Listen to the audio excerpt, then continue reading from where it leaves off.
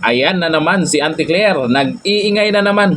Nagbitiw ng maangang na salita laban sa mga senator judges na bumoto pabor na ibalik sa House of Representatives yung articles of impeachment ni Vice President Sara Duterte. Nako, ito yung sabi niya.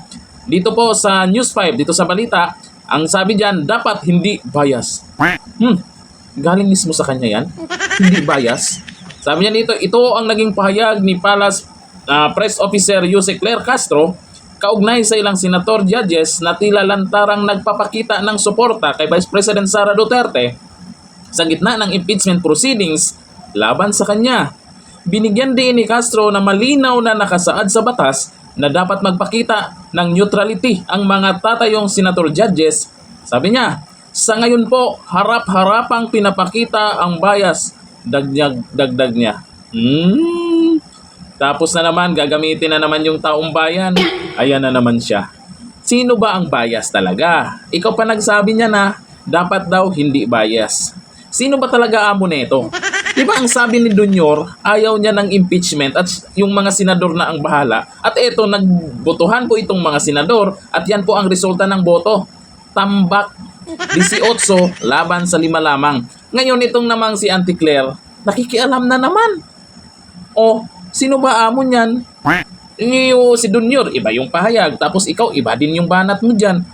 Kaya napapaisip ako kung sino talaga amo na ito. Kasi iba yung sinasabi ng Pangulo. Bias. Anong bias dun? Karamihan din, talagang ayaw na hilaw eh. Kung baga sa prutas, hilaw. Kaya pahinugin muna nila. O sabi ni Jay Candres Auntie Claire, ano po ba dapat ang pamantayan o batayan para matawag na taong bayan? Ito kasing mga to lagi dinadama yung taong bayan. Pag nagsalita sila, taong bayan. Di ba? Yun po bang ilang milyon na botante na bumoto pabor sa kandidato ng PDP, hindi po ba taong bayan yun? Correct. Yung amo mo na mismong nagsabi, di ba? Nagsalita na ang taong bayan. Simple lang, Madam Claire. Ang taong bayan ang majority kasi demokrasya tayo. At yung 18 senators ay majority yun. Yun ang totoong panig sa taong bayan. Korekong baleleng. Di ba abogado naman tong si Auntie Claire? Abogado naman yan ewan ko lang bakit parang siya na yung tinuturuan ng mga nagko-comment dito.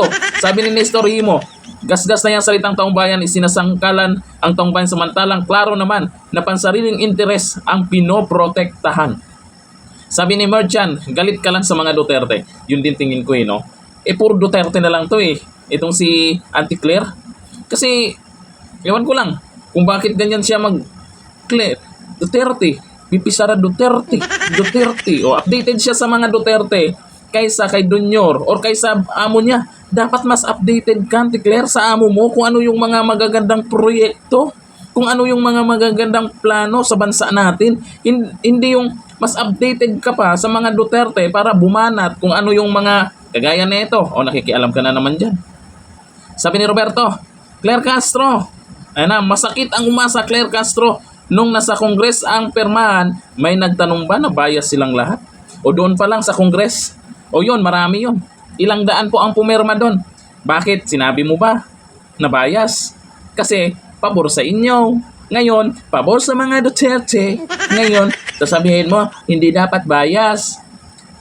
Sabi ni Lilia Aquino, bakit kung mag-talk ka, Ma'am Claire, palagi ang mga taong bayan, anong pakialam namin sa mga sinasabi mo? Huwag mo kaming idamay. O, tingnan nyo, nandadamay kasi to.